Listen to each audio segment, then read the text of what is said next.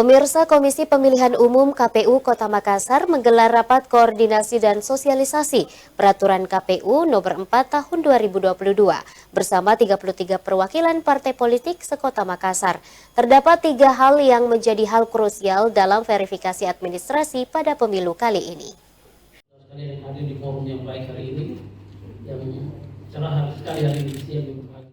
Komisi Pemilihan Umum atau KPU Kota Makassar mulai melakukan berbagai persiapan jelang pemilihan umum atau pemilu yang akan dilaksanakan secara serentak pada tahun 2024 mendatang. Salah satunya yakni kegiatan sosialisasi Peraturan KPU Nomor 4 Tahun 2022 tentang pendaftaran, verifikasi, dan penetapan partai politik peserta pemilu yang digelar oleh KPU Kota Makassar pada Selasa siang.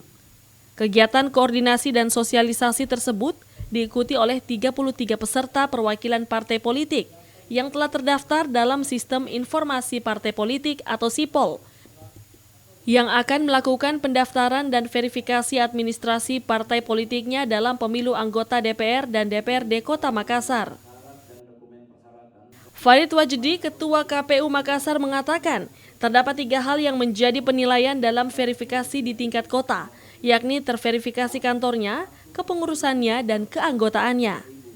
Verifikasi tentu saja di tingkat kota, yang di situ ada 3 hal yang diverifikasi. Yang pertama adalah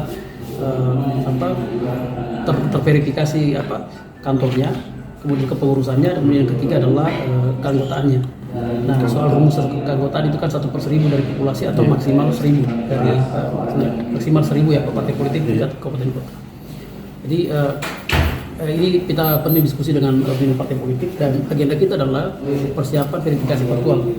Nah, ada isu yang harus kami sampaikan bahwa nanti sebagian besar diskusi kita akan butuh komunikasi efektif dengan partai politik, terutama soal menghadirkan anggota partai politik karena berkaitan dengan verifikasi keanggotaan.